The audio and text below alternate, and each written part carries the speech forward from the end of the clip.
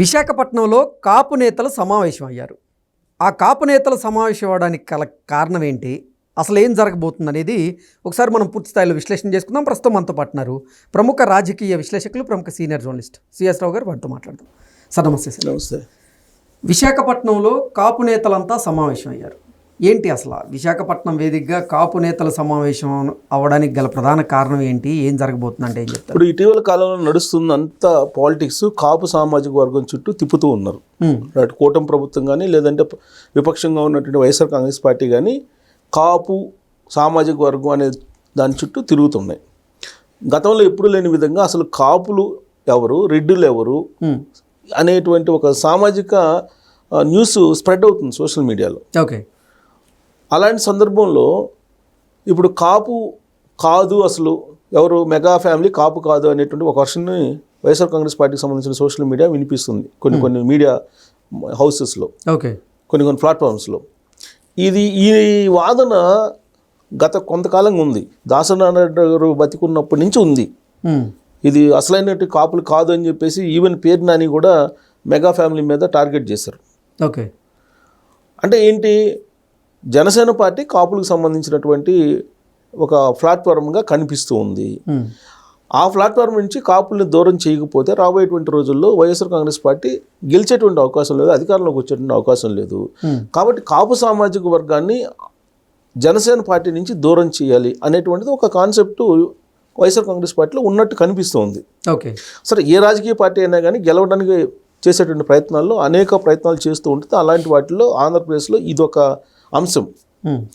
అందుకే ఈ మధ్యకాలంలో అంబటి రాంబాబు గారిని అరెస్ట్ చేసినప్పుడు కాపు కార్డు బయటికి తీశారు, అవునా? అవును. అలాగే జోగి రమేష్ గారిని అరెస్ట్ చేసినప్పుడు బీసీ కార్డు బయటికి తీశారు.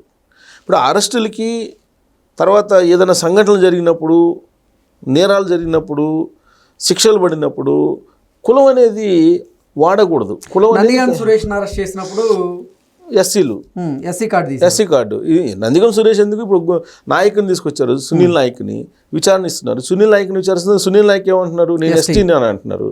అలాగే ఆయన మాజీ సిఐడి చీఫ్ ఉన్నాడు కదా సునీల్, ఆయన పేరు సునీల్ కుమార్ నేను ఎస్టీని కాబట్టి నన్ను కేసులో పెట్టారు అని అంటున్నారు. ఇప్పుడు కేసులకి అంటే ఏదైనా తప్పు చేయడం, ఆ తప్పు నుంచి తప్పించుకోవడానికి కులాన్ని ఎరేయడం, అంటే నేను ఈ సామాజిక వర్గానికి చెందిన వాడిని కాబట్టి నన్ను టార్గెట్ చేస్తున్నారని చెప్పి చెప్పుకోవడం ఏంటి అసలు? నిజంగా ఇప్పుడు రాజకీయాల్లో ఇలాంటివి చాలా సర్వసాధారణం అయిపోతున్నాయి. ఎలా చూడాలంటారు? సర్వసాధారణం అంటే అన్ని రాష్ట్రాల్లో కాదు, కానీ ప్రత్యేకించి ఆంధ్రప్రదేశ్లో ఇది ఒక సామాజిక ఈక్వేషన్ అనేది బాగా ఎక్కువగా బలంగా ఉంది. సామాజిక ఈక్వేషన్ ద్వారానే అధికారంలో రావాలి అనేటువంటి కాన్సెప్ట్లో వెళ్తున్నారు. ఒక్కో రాష్ట్రంలో ఒక రకంగా ప్రయారిటీ ఇష్యూస్ ఉంటాయి. ఒక ఎలక్షన్ ఉందండి, సపోజ్ మనకి 2014 ఎలక్షన్ ఉంది. అప్పుడే రాష్ట్రం విడిపోయింది కాబట్టి ఒక బలమైన నాయకుడు కావాలి చంద్రబాబు నాయుడు గారు అనుకున్నారు. 2019కి వచ్చేటప్పటికి ఏమనుకున్నారు, ఒక ఛాన్స్ ఇద్దాం జగన్మోహన్ రెడ్డి గారికి అని చెప్పి అనుకున్నారు. 2024కి వచ్చేటప్పటికి ఏమనుకున్నారు, 2024కి వచ్చేటప్పటికి 3 రాజధానులు వర్సెస్ అమరావతి ఇవి అయిపోయినాయి. ఆ 2024 ఎన్నికల్లోనే జగన్మోహన్ రెడ్డి గారు ఒక అంశాన్ని బయటికి తీశారు, కానీ అది వర్కౌట్ కాల. ఏది, క్లాస్ వార్. ఆంధ్రప్రదేశ్లో క్లాస్ వార్ రాబోతుంది, క్లాస్ వార్ వచ్చింది, అది తీసుకురాబోతుంది. ఎందుకు, అగ్రవర్ణాలు వర్సెస్ లో క్లాస్ పీపుల్ అనేది తీసుకొచ్చి అధికారం చేజిక్కించుకోవాలని ప్రయత్నం చేశారు, కానీ అది వర్కౌట్ కాల. ఈవెన్ ప్రశాంత్ కిషోర్ కూడా చెప్పారు కదా, క్లాస్ వార్ అనేది వర్కౌట్ కాదు ఆంధ్రప్రదేశ్లోని. సో కాబట్టి అంటే ఉన్నత వర్గాలు, పేద వర్గాలు అనే దాని మీద, ఉన్నత వర్గాలకు సంబంధించేమో కూటమి, లేని వర్గాలకు సంబంధించి నేను అనేటువంటి చెప్పే ప్రయత్నం చేశారు, కానీ అది వర్కౌట్ కాలేదు, వినలేదు కూడా జగన్మోహన్ రెడ్డి గారి మాట. అయితే ఇప్పుడేంటి, సామాజిక వర్గ ఈక్వేషన్తోనే అధికారంలో రాగలము, ఇంకా ఏ విషయంలో రాలేము, ప్రాంతీయవాదం అయిపోయింది, అంతే కదా.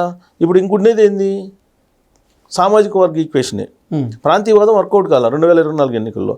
సో రాబోయే ఎన్నికల్లో కులానికి సంబంధించిన సమీకరణలు తప్ప మరో మార్గం లేదని చెప్పేసి, అందుకే ఇప్పుడు సునీల్ కుమార్ గారు కూడా ఈ మధ్య ఉన్నారు, దళిత కాపులతోటి కాంబినేషన్ తోటి రాజ్యాధికారము ఫస్ట్ 2.5 సంవత్సరం కాపులకి, తర్వాత 2.5 సంవత్సరం దళితులకి అనే ఒక కార్డు ప్లే చేశాడు ఆయన. అది ఆయన ప్లే చేసిన కార్డు అని మనం అనుకోవడానికి లేదు. దాని వెనక ఖచ్చితంగా వైఎస్ఆర్ కాంగ్రెస్ పార్టీకి సంబంధించినటువంటి ఆలోచన, దాని భావజాలం ఉంటుందని చెప్పి సహజంగా ఎవరైనా భావిస్తారు. అలాగే కాపు సామాజిక వర్గానికి సంబంధించి వంగవీటి రంగా గారి కుమార్తెని తీసుకొచ్చారు. తీసుకొచ్చి ఆవిడ చేత ఒక మీటింగ్ పెట్టించారు వైజాగ్లో. ఆ మీటింగ్ వెనక కూడా సునీల్ కుమార్ గారి ప్రమోషన్ ఉంది. ఓకే. అంటే సునీల్ కుమార్ గారి ప్రమోషన్ ఉందంటే వైఎస్ఆర్ కాంగ్రెస్ పార్టీకి సంబంధించిన ప్రమోషన్ ఉందని అర్థం కదా. పైగా అంబటి రాంబాబు గారిని అరెస్ట్ చేశారు ఈ మధ్య అనుచిత వ్యాఖ్యలు చేసినందుకు, ఎవరు చంద్రబాబు గారి మీద. చేసినప్పుడు ఆయన ఇంటి మీద దాడి చేశారు వీళ్ళు. ఆ క్రమంలో ఆయన్ని అరెస్ట్ చేయటం ఇవన్నీ జరిగినాయి కదా. ఆ సందర్భంగా జగన్మోహన్ రెడ్డి గారు ఏమన్నారు, అంబటి రాంబాబు గారిని ఆయనతో ములాఖత్ అయిన తర్వాత ఏమన్నారు, అంబటి రాంబాబు గారి గురించి కాపు టైగర్ అన్నాడు. కాపు టైగరు అంబటి రాంబాబు గారు అన్నారు. అంటే కాపులకు సంబంధించిన ఒక పెద్ద నాయకుడు మా దగ్గర ఉన్నాడు అని చెప్పుకునేటువంటి ప్రయత్నం చేస్తూ కాపుల్ని తమ వైపు తిప్పుకునే ప్రయత్నం ఏదో చేస్తున్నారు. అందులో భాగంగా ఇప్పుడు కాపు లీడర్లు అందరూ కూడా ఇప్పుడు వైజాగ్లో సమావేశం అయ్యారు తాజాగా. కరణం ధర్మశ్రీ ఉన్నారు కదా, కరణం ధర్మశ్రీ ఇంట్లో ఆయన ఇవాళ కొంతమంది కాపు నాయకులు అంబటి రాంబాబు గారు కూడా అక్కడికి వెళ్ళారు. వెళ్ళి అక్కడ సమావేశం అయ్యారు. సమావేశం అయ్యి కాపు సామాజిక వర్గం అనేది ఇప్పుడు పవన్ కళ్యాణ్ గారితో ర్యాలీ అవుతుంది.